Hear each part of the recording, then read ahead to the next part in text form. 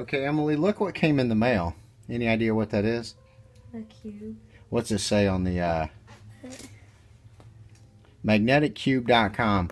We're preparing to make a how to solve the Rubik's Cube video, so we emailed a few companies and asked if they would donate some cubes. These people are the first to respond. This is something really cool. We just got to open it up and take a look at it. So let's get our Batmobile knife here.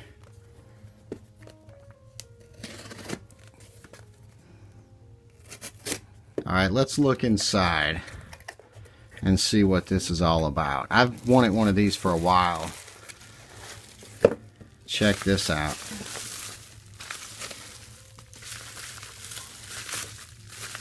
Now that is crazy. Basically what it is, it's a dice cube and it's assembled with magnets. I thought about building one of these a long time ago, and then when I looked online I saw this company. Just the amount of work of actually doing that would be a lot of work, so I ended up opting not to do it. But this is cool. How would you like solve it? Well, so if we look inside, that's a lot of magnets. I forget the amount. We'll look, but it's the very center's got larger magnets and every outer magnet. For example, this corner, it appears to have three magnets, and then the edge has 4. That's a lot of magnets. So you solve it. I assume you kind of have to hold full turns. I don't think you're going to do finger tricks with this. What I would like to do is actually color these. So the way you solve it is you just treat this like, say, a color like white, and then you would treat the threes like, say, green, and so forth and so on. Being unfamiliar, being unfamiliar with that, it'd be a little difficult. So what I may do is I may color them. We got some different markers and stuff and paint markers we may try, but we'll get to that in a little bit. We'll play with it first. Okay, so go ahead and try it, Emily. You'll have to do full hand turns, I think, so it doesn't come apart. So that's going to be a little bit difficult if you're used to, you know, finger tricks, and a lot of solving is kind of muscle memory. You don't even think about it. So this would be a little bit of a mental exercise for us, but that is awesome. You know what? It turns surprisingly well. You know what? Watch that. I can even just grip right there and turn it. Mm-hmm.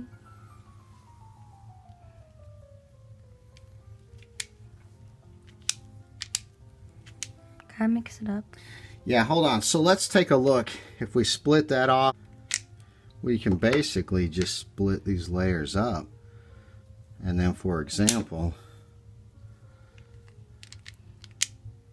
that is cool. That is neat. Yeah, we're definitely going to want to color them. And on his website, he had some that were colored. Each one of these had a color representing these colors. I think he used, let's see, I wrote it down. I think he used, number 1s were yellow, 2 orange, 3 blue, 4 green. We'll probably just use that same pattern, but that's really neat. Check that out. Mm-hmm. Yeah, I can't imagine the amount of work of actually doing all that. You'd have to set up a jig. It's more work than I have time to do.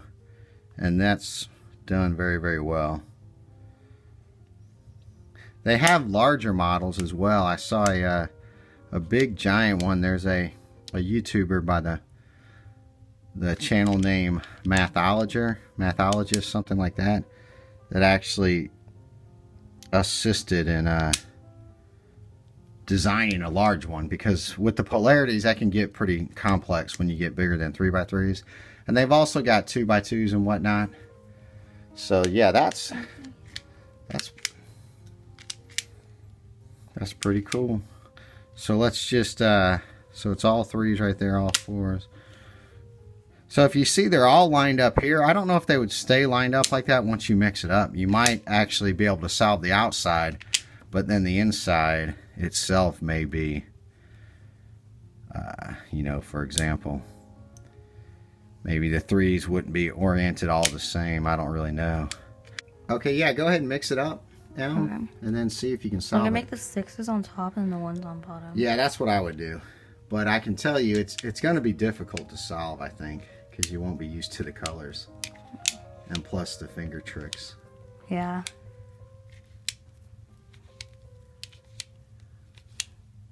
So, a 1.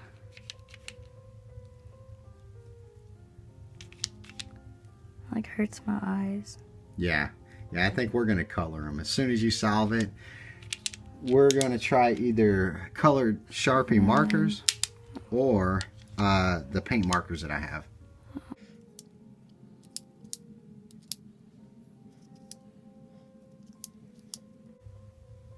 It's gonna take a while. Yeah. Yes, it is. Wait, hold up. I messed up. Like I said, I don't think I'd be able to solve it. Yeah. I'm so used to the colors, and I would have a hard time with it. I'm like forgetting where everything is.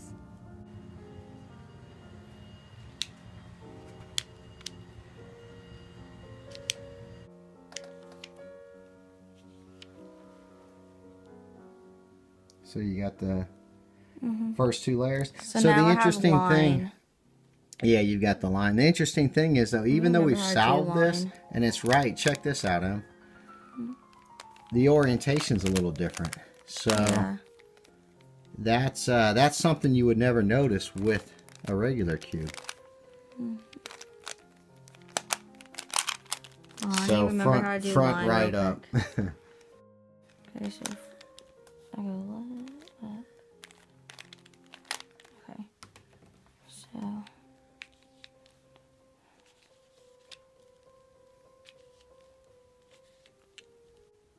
Okay, Emily, we finally solved this, but it was not easy. And I noticed something interesting. So, for example, all these 6s are lined up. Oh no, I've got a mistake, so I didn't solve it. Let me fix that.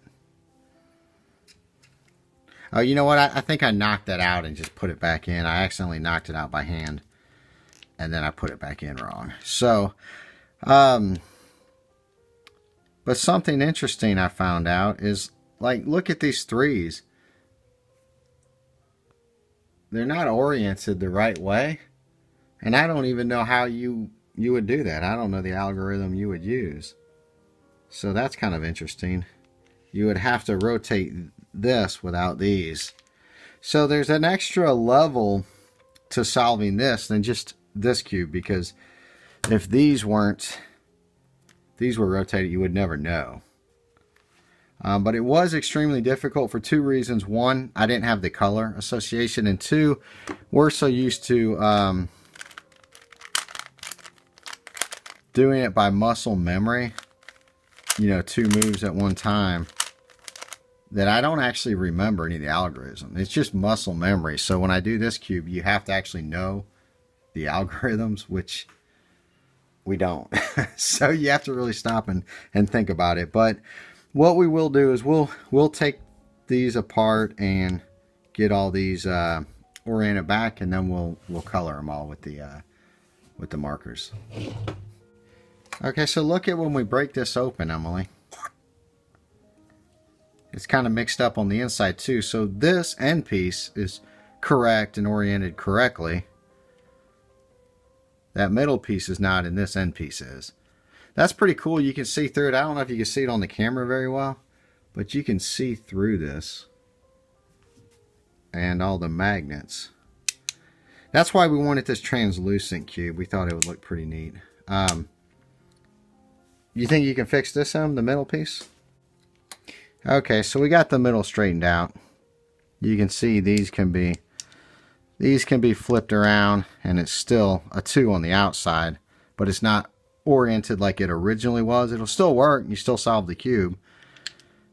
All right, so we'll put that there, that, and And it's all solved, and we're going to color that. That'd give us a fighting chance of solving it in a reasonable amount of time, because that took us a while to solve. Okay, so we've got to decide the color code. I think we'll make 1's yellow, 4's green, 5 red, 2 orange, 3 blue, and 6 will stay white. And that'll be a lot less coloring we have to do, leaving the 6s on the bottom. So we've got a lot of Sharpies and markers. Unfortunately, I don't have a big yellow. So we're going to try this one first. And if it doesn't work, we'll use a paint marker.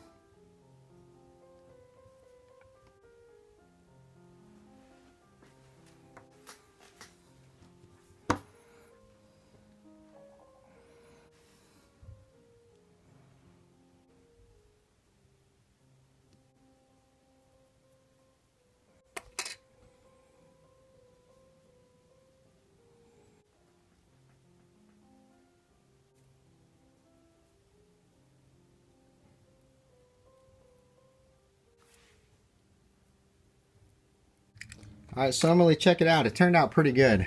Now, hindsight, we should have used paint instead of a Sharpie. But it worked out okay. The only color I don't like, the red looks real good. The blue, it doesn't stand out enough, so maybe we should have changed it to maybe a purple or some sort of blue substitute. So, because it's blue on blue, the orange looks pretty good. The green's a little dark. Maybe a lighter green, like a fluorescent paint. Maybe would have worked. The red looks pretty good. Yellow is pretty good. And white. So we'll take a look at the website from magneticcube.com. Their colored ones, I think, are white dice, so the colors stand out. And then I think they might have had a black one, but the color stood out pretty good on it as well. They don't stand out as well on this translucent, but I do like the I like the translucent. It's pretty cool because it's see-through. Now, do you think I'll be able to solve this? Probably. Okay, Emily, we've got it lubricated. And it moves pretty good now. So, let's do a little checker pattern. Alright, so that's standard checker pattern. I think now maybe I could solve it. Let's just go ahead and mix it up. And let's get that one in. So, where's that guy? Right here.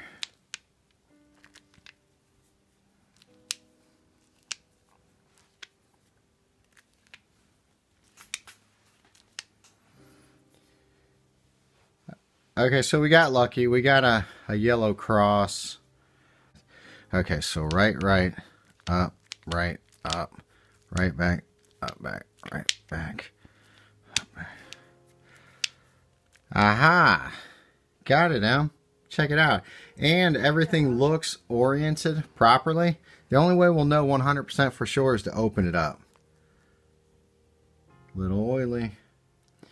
Everything looks right there. The middles are going to be right. It's going to be these that could be wrong. And everything looks right there. Good job. So, yeah, man, that's like a speed cube now. You think I should do a finger trick? No. Oh, no, you're right. I shouldn't do a finger trick. It's still like a magnet. Well, I had to try. I had to know. Okay, what am I looking for here? The ones. Well, see, look. Boom. I'm looking for the 2s, I think. The 2s. So finger tricks don't work. They just shoot out at you. But that's to be expected. That's pretty cool, though. I like that. So,